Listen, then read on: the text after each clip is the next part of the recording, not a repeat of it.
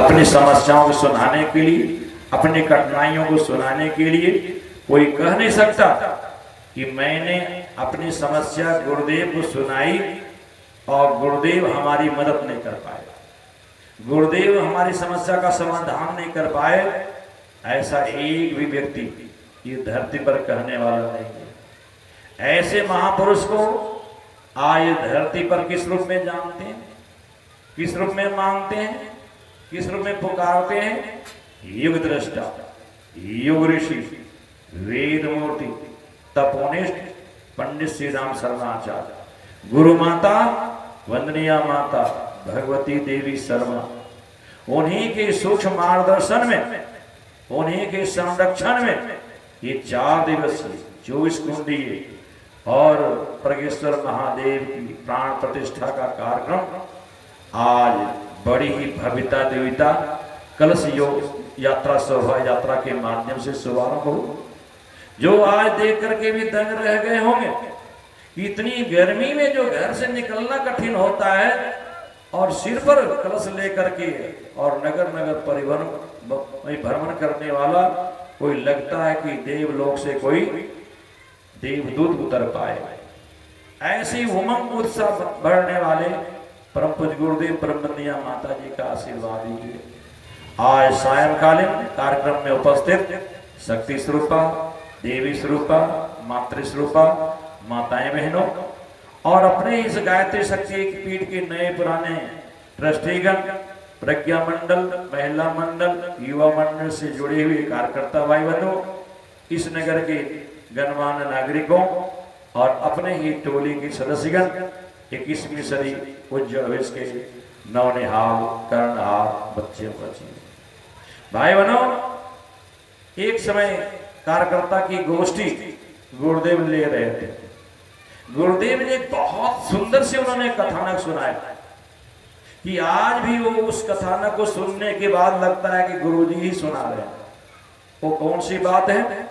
गुरुदेव ने सुनाया, बेटे इंद्र देवता को ब्रह्म हत्या लगी थी। ब्रह्म हत्या से बचने के लिए इंद्र देवता तीनों लोकों में कहीं जगह नहीं मिली, लेकिन वो किसी गांव की नाली जो बहती थी, उस नाली के बगल गांव के बाहर गड्ढा था, उस पानी में बहुत बड़ा गड्ढा, वो कीचड़ होता था।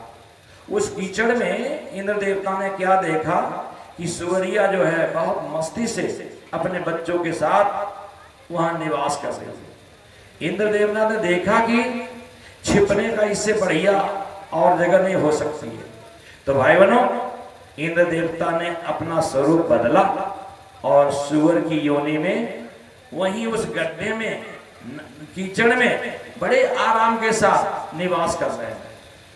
थोड़े कुछ दिन, बहुत दिन उनके ऐसी स्थिति चलती रही। इंद्रलोक में हाहाकार मच गया। इंद्रलोक में इंद्र देवता को कहीं तलाशे तो मिले नहीं। सारे आप सब जानते हैं कि हर युग में देवताओं की सामर्थ्य कम पड़ जाती है। देवताओं की शक्ति जब कम पड़ जाती है, तब देवताओं की सामर्थ्य कम पड़ जाती है, तब बहने क्या हो गया? क्या हो गया?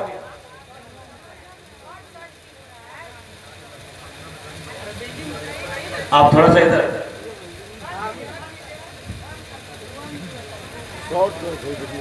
क्या हो गया?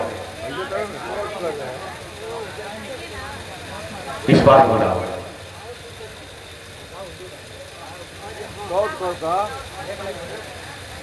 बैठ जाइए।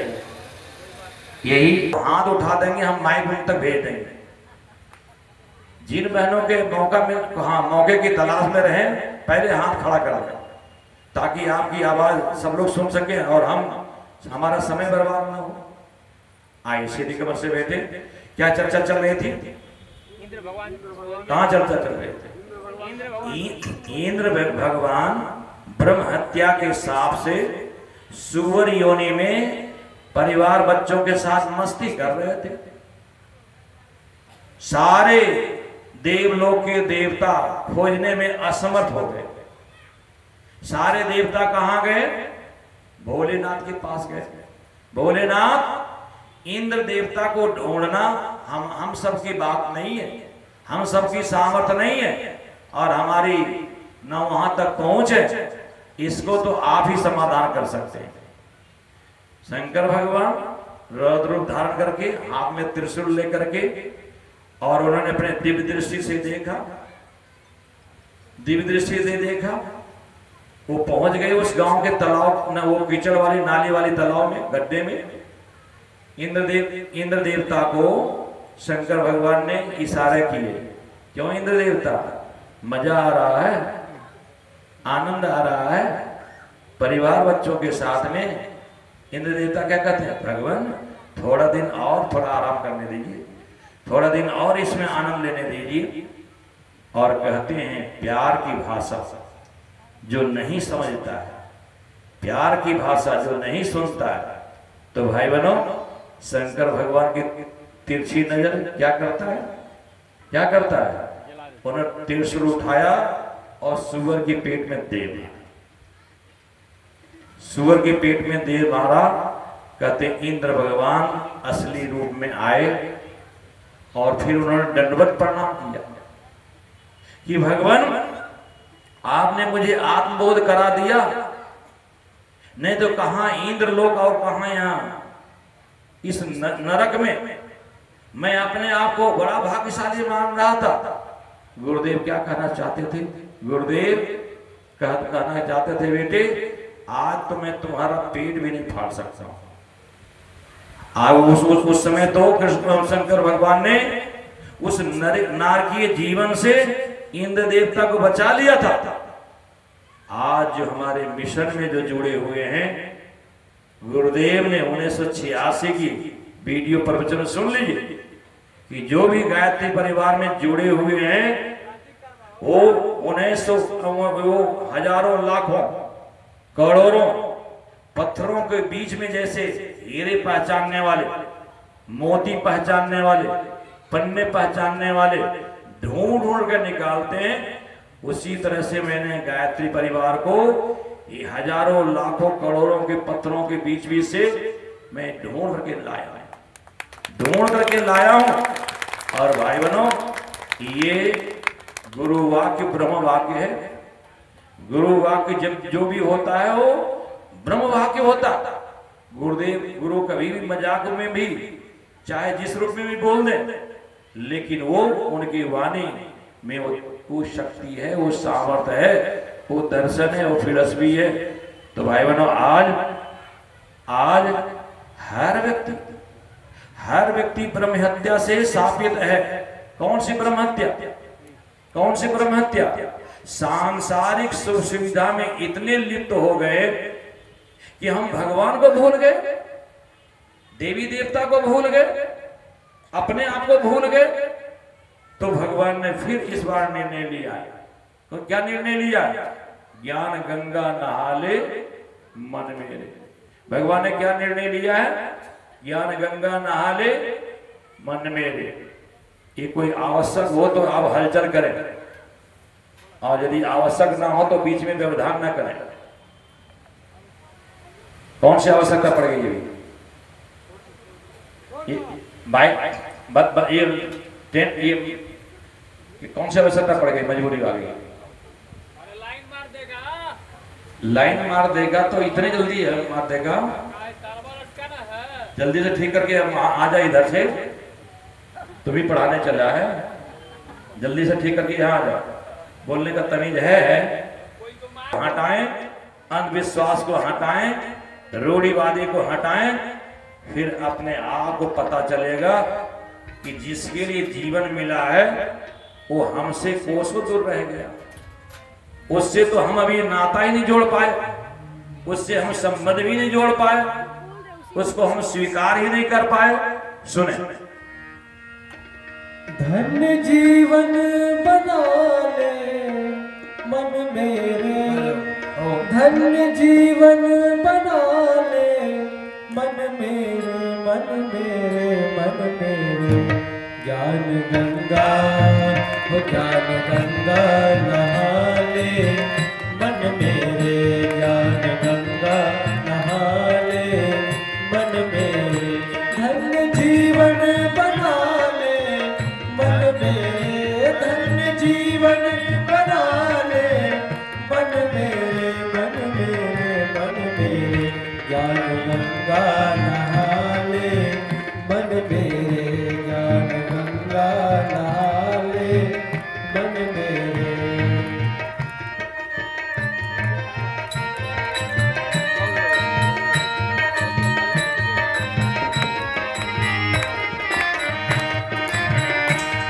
तालियों की आवाज से पता चलता है सुनने की इच्छा कम है।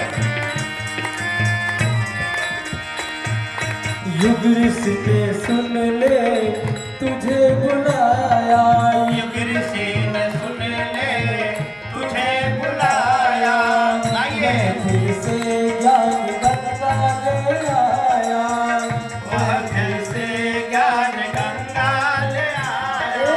डुबकी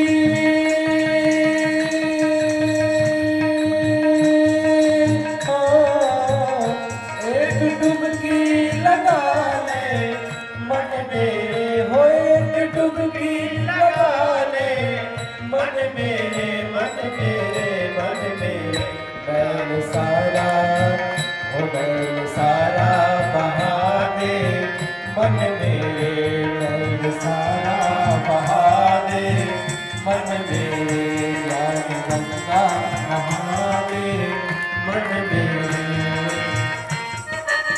आप उठा के ताली बजाइए।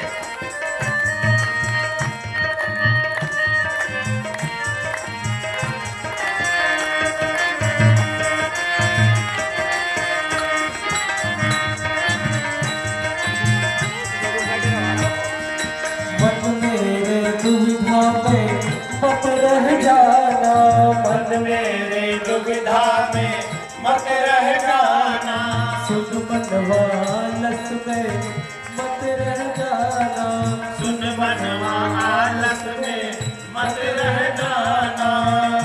लाभ कुछ तो उठा ले मन मेरे लाभ कुछ तो उठा ले मन मेरे मन मेरे मन मेरे बात बिगड़े बना ले मन मेरे बात बिगड़े बना ले मन मेरे धन्य जीवन बना ले मन मेरे धन्य जीवन बना ले मन मेरे मन मेरे मन मेरे ज्ञान गंगा नहा ले मन मेरे ज्ञान गंगा नहा ले मन मेरे ज्ञान गंगा नहा ले मन मेरे ज्ञान गंगा नहा ले मन मेरे।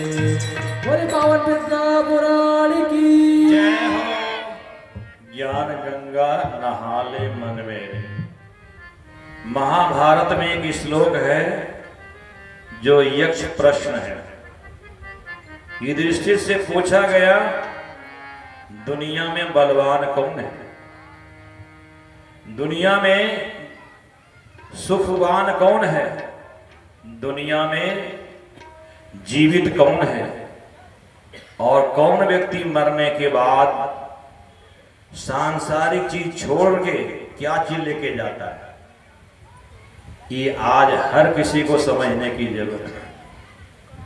युधिष्ठिर ने इस लोक में कह करके उन्होंने आज सारी दुनिया को एक प्रेरणा दी है। कौन में बातचीत कौन कर रहे हैं? ये बातचीत बहनों के अंदर में कैसे? देखिए सुनिए, जिनको अपनी कथा सुनाने का मन हो तो हम शांत हो जाएंगे। हम हर बार निवेदन करते हैं ये कार्यक्रम भीड़ भाड़ वाला कार्यक्रम, मेला ठेला वाला कार्यक्रम नहीं है। सत्यनारायण व्रत कथा और भागवत कथा वाली नहीं है कि शरीर यहाँ है और कुछ भी बोलते रहो, कहीं भी घूमते रहे। सबसे निवेदन है कि ऋषियों ने क्या कहा, एक घड़ी आधो घड़ी आधो में पुनियाद, तुलसी संगत साध के कटई कोटि अपराध। संत तुलसीदास जी ने कहा दुनिया में जितनी भी समस्याएं हैं उस समस्याओं को किस तरह से समाप्त हो जाता है, जैसे चाहे जितनी बड़ा जंगल क्यों ना हो, एक चिंगारी उस जंगल को समाप्त कर देता है, कचरे की ढेर को समाप्त कर देता है एक चिंगारी। उसी तरह से इस युग में भी ज्ञान की एक चिंगारी यदि हमारे मस्तिष्क में घुस जाए, तब हमारे अंदर स्थापित हो जाए, तब हमारे अंदर सुलग जाए, तब कई जीवन की समस्याओं का समाधान मिल सकता है। तो युधिष्ठिर ने क्या कहा? ज्ञानवानेन बलवाना, ज्ञानवानेन जीवितः, ज्ञानवानेन सुखवाना, तस्मात् ज्ञानमयो भुवः। ये धरती पर ताकतवर आदमी कोई है तो उसका नाम है ज्ञानवान। ज्ञानवान से ज्यादा ताकतवर इस धरती पर नहीं हो सकता है। और जीवन में कोई व्यक्ति कोई इस धरती पर जीवित है तो उसका नाम है ज्ञानवान व्यक्ति ही जीवन में जीवित है, जो जीवन में एक ही बार मरता है। अज्ञानी तो रोज मरते हैं, हर मिनट में मरते हैं, घंटे घंटे मरते हैं, जीते हैं, लेकिन ज्ञानी व्यक्ति जीवन में एक ही बार शरीर छोड़ता मरता है। बाकी अज्ञानी न जाने कितने बार मरते रहते हैं। ज्ञानवान सुखवाना, दुनिया का सबसे बड़ा कोई सुख है, शांति है, तो कहते हैं ज्ञान है, ज्ञानवान है। और तस्मात् ज्ञानमयो भुवः, मरने के बाद अगले जीवन को सुख शांति देने के लिए, अगले जीवन में हम पूंजी ले जाने के लिए एक ही पूंजी है, उसका नाम क्या है? उसका नाम क्या है? ज्ञान है। तो बलवान भी ज्ञानवान ही हो सकता है, जीवित भी ज्ञानवान ही हो सकता है, सुखवान भी ज्ञानवान ही हो सकता है, और मरने के बाद यदि अपने साथ कोई चीज ले जा सकते हैं, उसका नाम क्या है? उसका नाम क्या है? ज्ञान की पूंजी है, ज्ञान की पूंजी। अरे बहनों क्या कर रही है? इधर यहां लाके रखो, यहां के सामने लाके रखिए। वहां बहने कहेगी हमारा नंबर आएगा आरती उतारने में, किसका नंबर आएगा यहाँ सब रख दो। हाँ, बहुत सारी चीजें हैं जो दूरदर्शिता पूर्ण निर्णय लेना पड़ता है। हाँ, तो क्या चर्चा चल रही थी? क्या चर्चा चल रही थी? गुरुदेव ने देखा कि इस भौतिकवादी दुनिया से आध्यात्मिक दुनिया में ले जाने के लिए उसी ज्ञान की जरूरत है, तब ये सब संभव है कि मनुष्य ज्ञानवान हो सकता है, मनुष्य सुखी हो सकता है, और मनुष्य बलवान हो सकता है, और मरते समय बुढ़ापे में भी किसी बात की चिंता नहीं रह सकती। इसलिए गुरुदेव को उन्होंने आज 100 साल पहले देख लिया कि जितने विज्ञान की सुविधा बढ़ेगी, सुख साधन बढ़ेंगे, मनुष्य लाचार, परेशान, तंगी जीवन जीने से घिर जाएगा। इसलिए उससे निकालने के लिए गुरुदेव ने क्या किया? चारों वेदों को भाष्य करना पड़ा, 18 पुराणों को भाष्य करना पड़ा, उपनिषदों को भाष्य करना पड़ा, 108 उपनिषदों को भाष्य करना पड़ा, उपपुराणों को भाष्य करना पड़ा, ब्राह्मण, आरण्यक, रामायण, गीता, भागवत, जितने भी आर्ष ग्रंथ हैं, जितने भी धर्म ग्रंथ है, सबको भाष्य करने के बाद भी उन्हें शांति नहीं मिली, तो 3200 पुस्तकें लिख करके रख दी। उससे भी उनको शांति नहीं मिली, तो उन्होंने 19वां पुराण प्रज्ञा पुराण लिख करके रख दिया। 19वां पुराण प्रज्ञा पुराण लिख करके रख दिया कि आने वाले समय में तुलसीदास जी की उस चौपाई को हर व्यक्ति अपने जीवन में प्रयोग कर सकता है। तुलसीदास जी की उस चौपाई को हर व्यक्ति अपने जीवन में अनुभूति कर सकता है, जिसके बारे में भी कहा गया था, एक घड़ी यादो घड़ी आदो में पुनियाद, तुलसी संगत साधके कटे कोटि अपराध।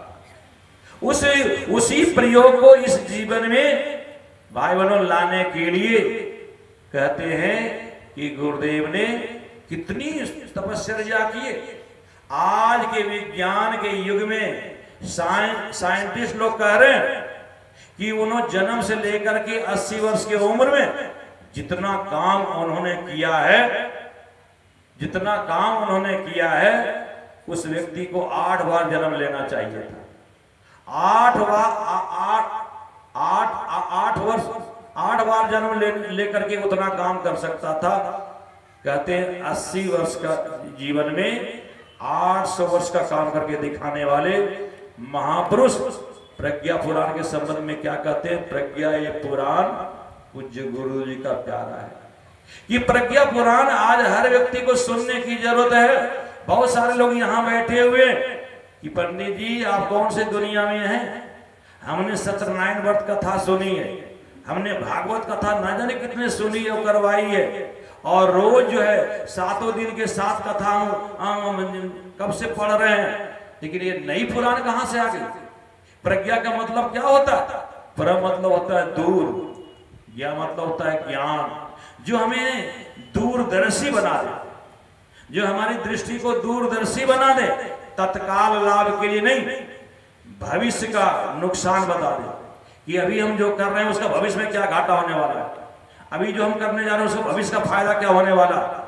इसलिए भौतिकवादी दुनिया में दिव्य दृष्टि, दूरदृष्टि की बहुत आवश्यकता है। उसी के बिना आदमी क्या करता है? मक्खी मच्छरों के जीवन जी रहा है, कीड़े मकोड़े के जीवन जी रहा है। उससे निकालने के लिए गुरुदेव ने कहा है कि आज व्यक्ति को उस ज्ञान की जरूरत है जो अच्छे और बुरे का निर्णय कर पाए। अच्छे बुरे का निर्णय करने में देर ना हो जाए, अच्छे बुरे का निर्णय करने में हम समझदारी बढ़ जाए। इसलिए गुरुदेव कहा करते थे, बेटे मनुष्य के 4 क्वालिटी है, मनुष्य के लिए 4 क्वालिटी है। एक का नाम है समझदारी, एक का नाम है ईमानदारी, एक का नाम है जिम्मेदारी, एक का नाम है बहादुरी। ये 4 पोस्ट मनुष्य जीवन के लिए है। तो आपको कोई पूछे कि इसमें से सबसे पहला पोस्ट कौन लेना चाहेंगे, सबसे पहला पद कौन लेना चाहेंगे, जरा बताएं। हैं? हाँ, गायत्री परिवार में जो आ गए उनको मालूम है। गुरुदेव कहा करते थे, बेटे ये जो है समझदारी मूल है, बाकी पेड़ है, डालियां है, पत्ते हैं। समझदारी जिनके अंदर आ जाएगी वो जिम्मेदारी भी वहन करेगा, समझदारी जिसके अंदर आएगी वो ईमानदारी की ड्यूटी भी करेगा, और जो समझदारी रहेगा वही बहादुर वाला काम कर पाएगा। नहीं तो जिसके पास समझदारी नहीं है वो ईमानदारी को पोस्ट पर आए। बहुत सारे लोग हैं क्या कर रहे हैं, समझदारी नहीं होने के कारण जिम्मेदारी पोस्ट पर बहुत सारे लोग हैं क्या कर रहे हैं, आज बहादुरी के नाम पर क्या कर रहे हैं, अपने अंदर के राक्षसों से नहीं लड़ रहे हैं, दुनिया को ठीक करना चाहते। अब गुरुदेव ने क्या कहा, जो अपने आप को जान लेता है वो सर्वज्ञ कहलाता है, जो अपने आप को जीत लेता है वो विश्वजय कहलाता है, जो अपने आप को जान लेता है वो सर्वज्ञ कहलाता है, जो अपने आप को जीत लेता है वो विश्वजय कहलाता है। इसलिए गुरुदेव की लेखनी कहां से शुरू हुई?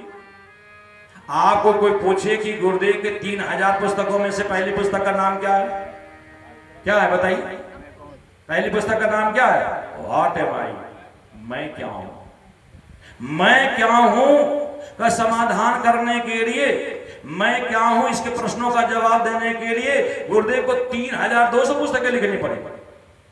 एक पुस्तक का समाधान करने के लिए, एक प्रश्न का समाधान करने के लिए 3200 पुस्तकें लिखनी पड़ी, जिसके बारे में आदरणीय विंदर सिंह भाई साहब कह रहे थे कि गुरुदेव की कितनी लेखनी फाट चलती थी। तो भाई बहनों, अपने आप को पहचानने के लिए, अपने आप को जानने के लिए शांति कुंज में जाते हैं तो कहते भाई साहब हमने दुनिया के तीर्थों का यात्रा करके आया है, यहाँ वाला असली मंदिर कहाँ है, यहाँ बड़ा वाला मंदिर कहाँ है, वो जरा हमें दर्शन कराइए। तो हम तो गए थे गायत्री मंदिर की, छोटी सी मंदिर थी और छोटी सी गायत्री माता बैठी थी। तो भाई बहनों, पुराने भाई क्या कहते हैं, आपने असली मंदिर नहीं देखा? असली मंदिर गायत्री मंदिर के सामने एक बोर्ड लगा हुआ है। कौन सा बोर्ड लगा हुआ है? भटका हुआ देवता। कौन सा बोर्ड लगा हुआ है? भटका हुआ देवता। और भटका हुआ देवता सामने बोर्ड लगा हुआ है, और बरामदे में शरीर के बराबर जो 5 गिलास लगे हुए, 5 शीशे लगे हुए, 5 दर्पण लगे हुए, और दर्पण के ऊपर क्या लिखा हुआ है?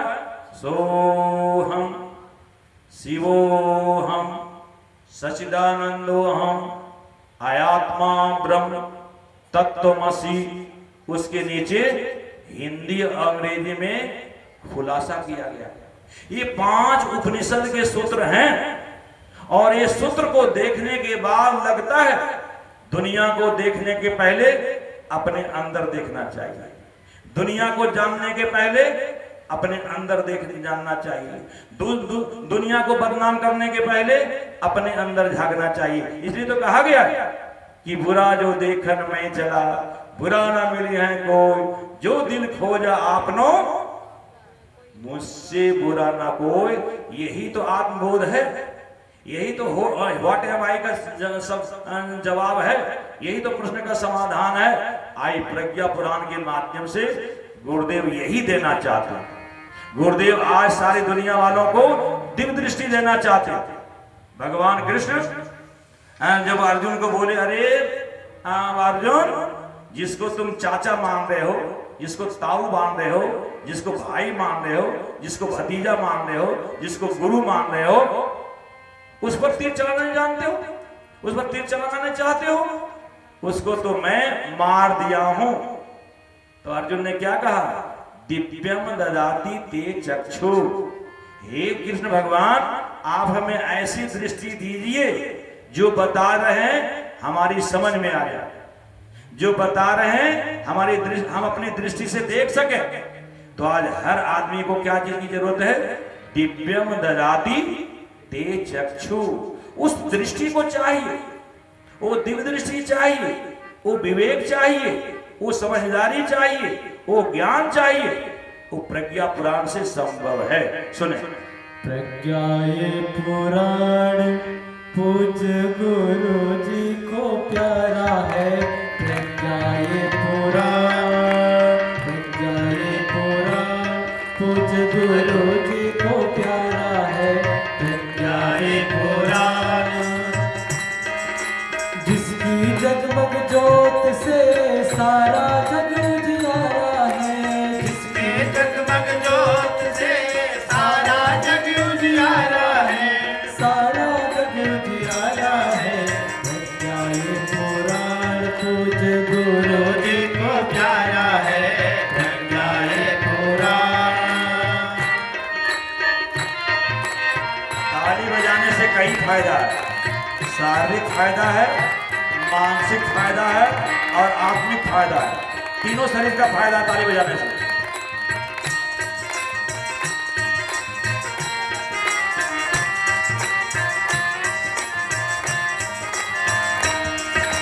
कौन बड़ा है कौन है छोटा, ऊंच नीच क्या होता है। कौन बड़ा है कौन है छोटा, ऊंच नीच क्या होता है। धर्म के अंदर वैसा काट जो कोई जैसा होता है। धर्म के अंदर वैसा काट जो कोई जैसा होता है। माँ की ममता एक समान, माँ की ममता एक समान, जब उसका दुलारा है। प्रज्ञाए पुराण पूज गुरु जी को प्यारा है। प्रज्ञाए पुराण। तालियों की आवाज बड़ा कमजोर है। अभी मच्छर आक्रमण करते हैं इधर उधर, ऐसी ताली बजने से बीच में आ जाए तो फिर बचने के बाद।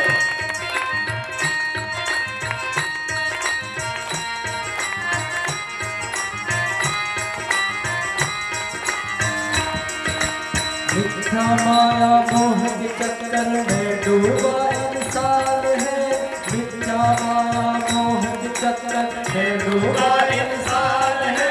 सद्बुद्धि दे सद्विचार दे सबको सन्मति दे भगवान।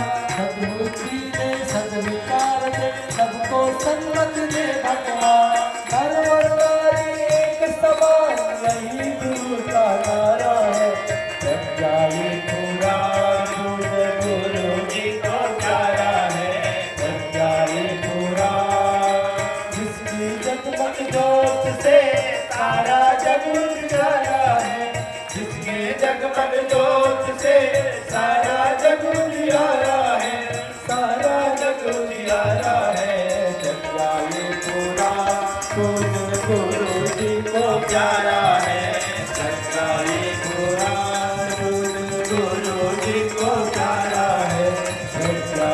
पूरा रोज गुरु जी को प्यारा है।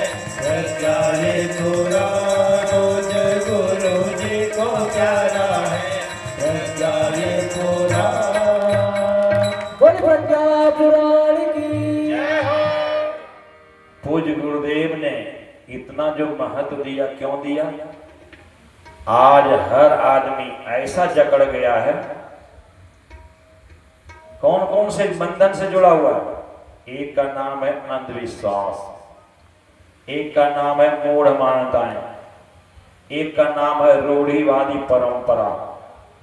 ये जब तक कि हमारे जीवन से नहीं निकलेगा, जब तक हमारी सोच से नहीं निकलेगा, तब तक कि हम भगवान को क्या मानेंगे?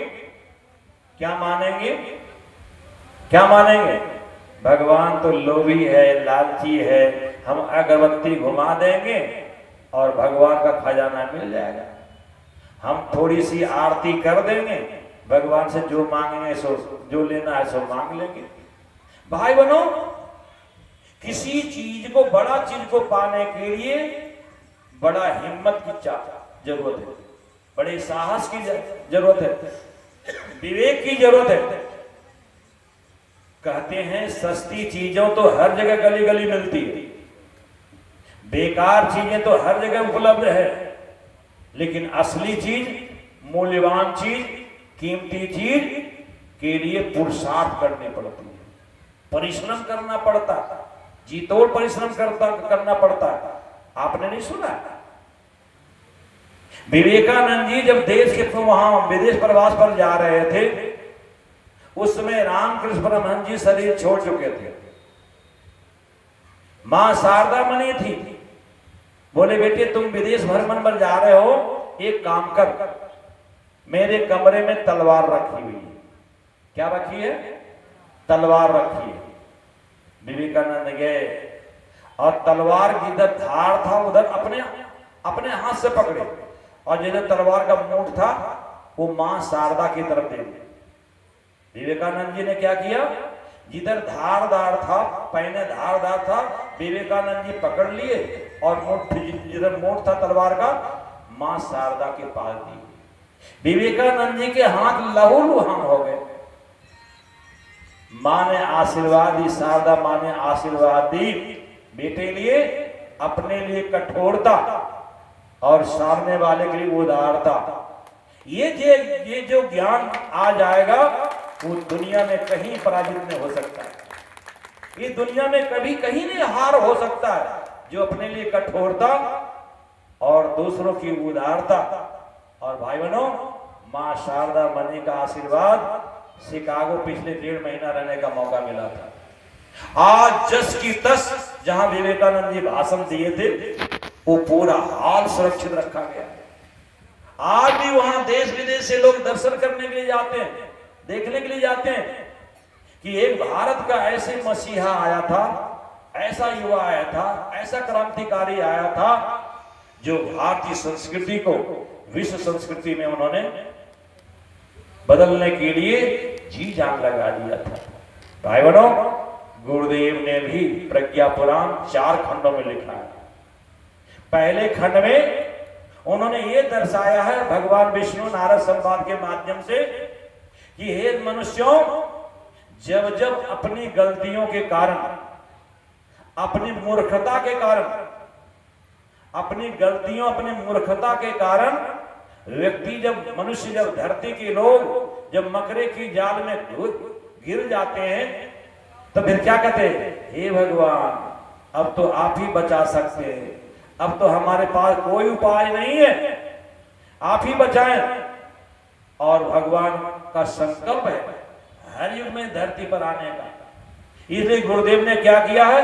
आज के धरती वासियों को दिव्य दृष्टि देने के लिए, दूरदर्शिता ज्ञान देने के लिए उन्होंने प्रज्ञा पुराण के पहले खंड में उन्होंने लिखा है, नारद विष्णु संवाद के माध्यम से, कि हर युग में समस्या का समाधान करने के लिए कहां से?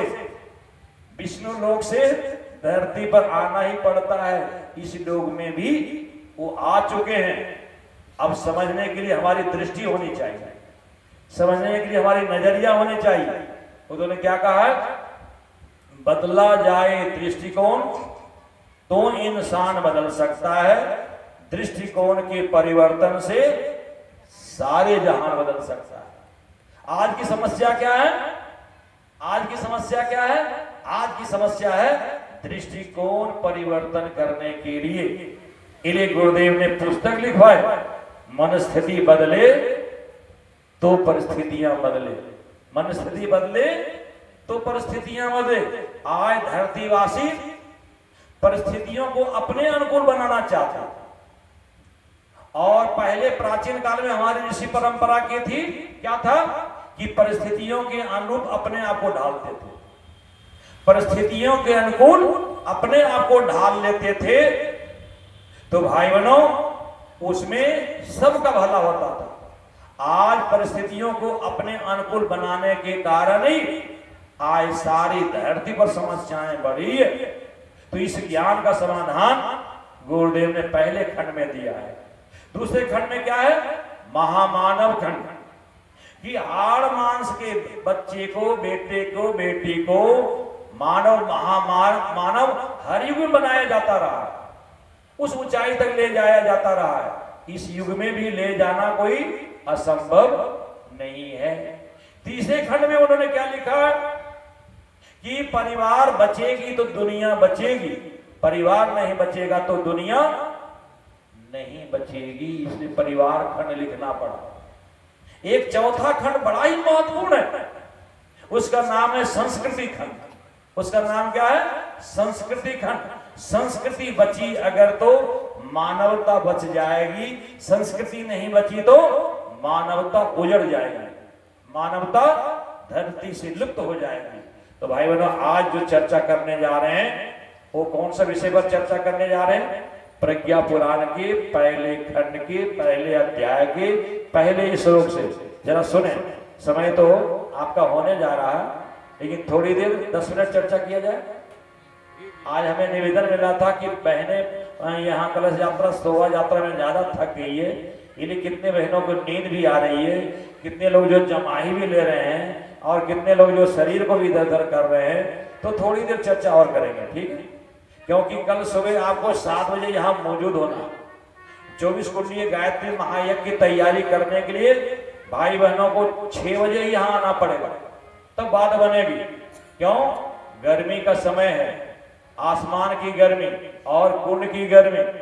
तो भाई बहनों, उस देवता का हम दंड ना भोगते, उनका हम आशीर्वाद ले सके, इसलिए 1 घंटे आपको पहले बताया गया। ये 8 बजे छपा हुआ भले ही आपके ये पर्चा में है, लेकिन उसको 7 बजे किस लिए किया गया है? किस लिए किया गया है? कि आप गर्मी, कुंड की गर्मी और आसमान की गर्मी से बच सके।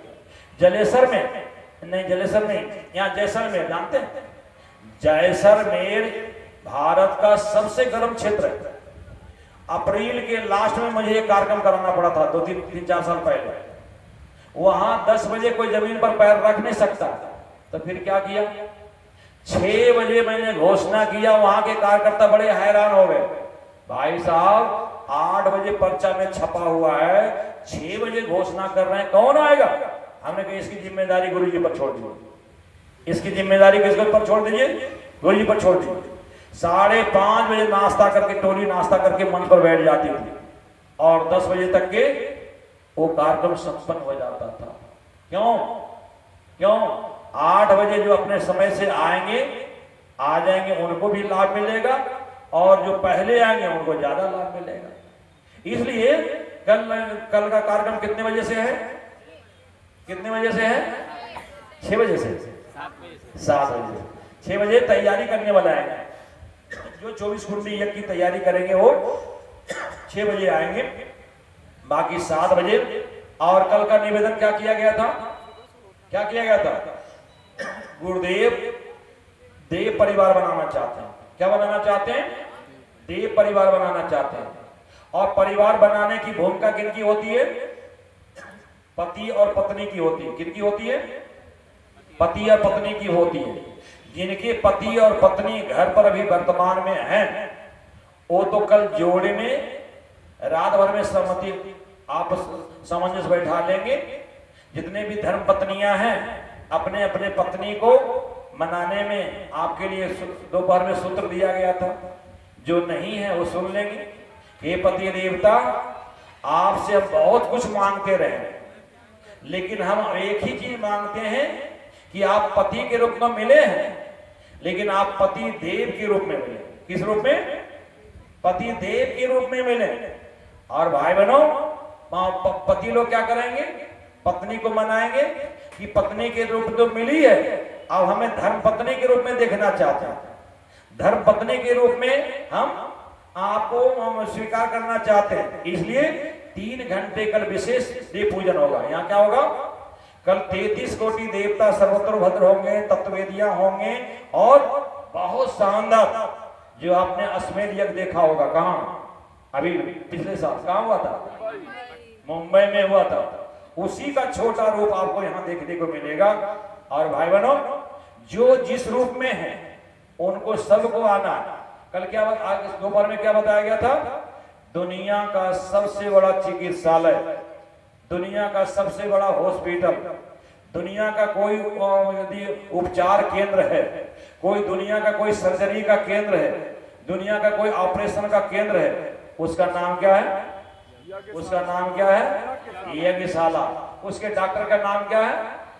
उस डॉक्टर का नाम क्या है? यज्ञ भगवान। उस डॉक्टर का नाम क्या है? यज्ञ भगवान।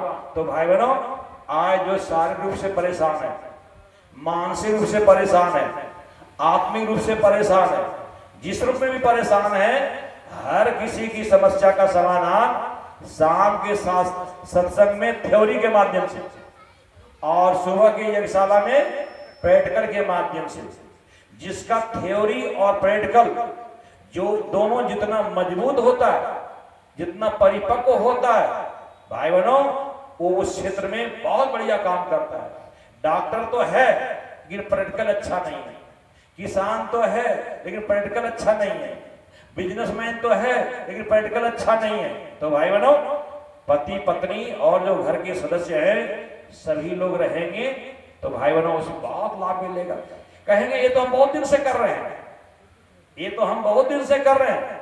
नहीं भाई बहनों, 2026 में हमारे नए कार्यकर्ता या पुराने कार्यकर्ता, उनके अंदर गुरुदेव कुछ विशेष देना चाहते हैं। क्या देना चाहते हैं? क्या देना चाहते हैं? देवासुर संग्राम। देवासुर संग्राम अब चरम स्थिति पर है। देवासुर संग्राम का मतलब क्या है? देवासुर संग्राम का मतलब होता है राक्षस अपने पूरी शक्ति लगा दिया है। देवता को भी पूरी शक्ति लगाने के बाद ही असुरता पर विजय प्राप्त किया जा सकता है। इसलिए देवताओं के साथी को बढ़ाने की जरूरत है, देवताओं के सपोर्टर को बढ़ाने की जरूरत है। तो भाई बहनों, क्या निवेदन किया जा रहा है? 2026 का टारगेट लेकर के ये कार्यक्रम रखा गया है। और कौन आ रहे हैं यहाँ पर? कौन प्रतिष्ठित हो रहे हैं? कौन हो रहे हैं? परगेश्वर महादेव प्रसन्न हो रहे हैं। गायत्री माता कह रही थी, अरे बेटे, मैं तो माँ के नाते तुमको प्रेम से बता रहा था, तुमको हम पुचकार करके बता रहा था, अपने बेटे बेटी के नाम से बता रहा था, और माँ की ममता में लुटा रहा था, लेकिन तुम लोग इतने कायर हो, इतने दब्बो हो, इतने डरपोक हो, इतने जो है अनसुनी करने वाले हो। अब डंडा मारने वाला आ रहा है। कौन? महाकाल। कौन आ रहा है? महाकाल आ रहा है कि जो प्यार मोहब्बत से सुनने वाले नहीं है उनको महाकाल किसी का सगा नहीं है, महाकाल किसी का मित्र नहीं है, महाकाल किसी का दोस्त नहीं है। वो क्या है? क्या है? कर्मों के फल से न बचोगे, हैं? कर्मों के फल से न बचोगे। आगे गीत की पंक्ति सुनाएंगे आपको, अभी सुना देंगे। सुनना चाहेंगे? हाँ, सुनना चाहेंगे तो आइए सुनेंगे। कर्मों के फल से न बचोगे, अपने को रखना संभाल के। जरा सुने गीत की पंक्तियां कि आज चाहे परम पूज्य गुरुदेव ने 1958 में घोषणा किया था। क्या घोषणा किया था? जरा हमको भी दोबारा याद हो जाए। क्या घोषणा किया था? धर्माचार्यों, शासनाध्यक्षों और तांत्रिकों और तंत्र में के नाम पर, मंत्र के नाम पर दुनिया को बहकाने वाले, मेरे काम में सहयोगी नहीं बन सकते हो तो मेरे काम में बाधा मत डालना, मेरे काम में बाधा नहीं डालना। और मेरे काम में सहयोगी नहीं बन सकते हो तो गायत्री परिवार के काम में कोई अड़ंगा मत डालना। गायत्री परिवार के काम में सहयोग नहीं कर सकते हो तो विरोध करने का कोशिश मत करना। ये ऐसी आवाज कौन कर लगा सकता है? ऐसा संकेत कौन दे सकता है? ऐसी चुनौती कौन दे सकता है? साक्षात महाकाल। उन्होंने गीत भी लिखा है कि अब फिर से सतयुग आएगा, यह बोल रहा है महाकाल, निश्चय ही दुनिया बदलेगी, निश्चित ही परिवर्तन होगा। और उन्होंने क्या कहा है? महाकाल आकर के बोलेगा, क्या बोलेगा? अन्यायी अत्याचारी की अब खैर नहीं निश्चित जानो, सत्ता लूट मिट जाएंगे चाहे मानो या। आज से 50 साल पहले गीत लिखा हुआ। 2014 में एक मंत्री शपथ ग्रहण लेने के बाद कौन सी आवाज लगाई? बदमाशों सुधर जाओ, नहीं तो प्रदेश छोड़ के चले जाओ। किसकी आवाज है? किसकी आवाज है? योगी जी की आवाज नहीं है। योगी जी को महाकाल ने माध्यम बनाया, हम सबको भी माध्यम बनने के लिए 2026 में हम सबको भी भगवान माध्यम बनाना चाहता है। कौन सा माध्यम? अभी हमारे मिशन का प्रचारात्मक चल रहा था, रचनात्मक चल रहा था। अब क्या चलने वाला है? संघर्षात्मक। क्या चलने वाला है? संघर्षात्मक। जिस बुराई को आप छोड़ना पसंद नहीं करते, जिस बुरे आदत को छोड़ना नहीं पसंद करते हैं, जिस गलतियों को स्वीकार करना नहीं चाहते, अब महाकाल क्या करेगा? आइए सुने, कर्मों के फल से न बचोगे।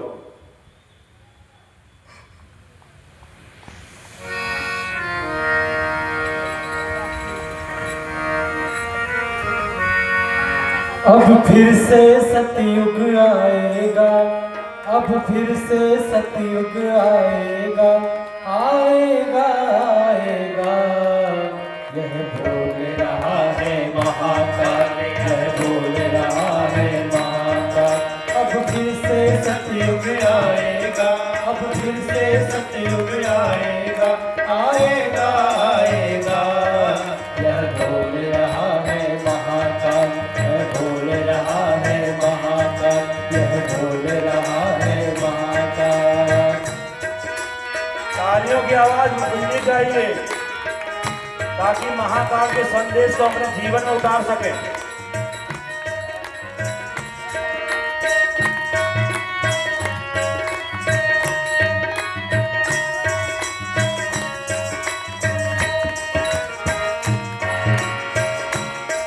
निश्चय ही दुनिया बदलेगी, निश्चय ही परिवर्तन होगा, निश्चय ही परिवर्तन होगा। निश्चय ही दुनिया बदलेगी, निश्चित ही परिवर्तन होगा, निश्चित ही परिवर्तन होगा। नवभव्य भावना जागेगी,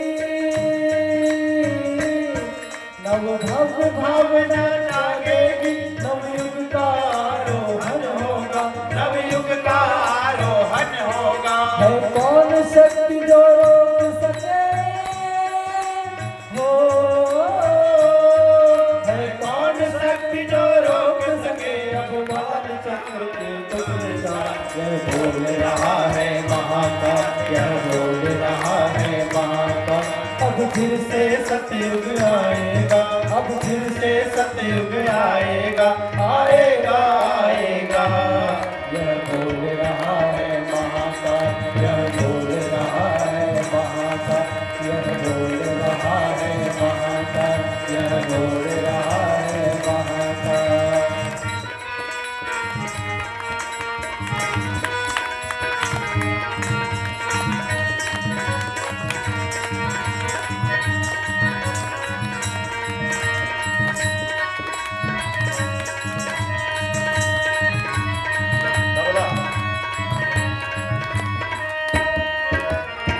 हो है वर्ष हजारों बीत के अन्यायों को सहते सहते, अन्यायों को सहते सहते। है वर्ष हजारों बीत चुके अन्यायों को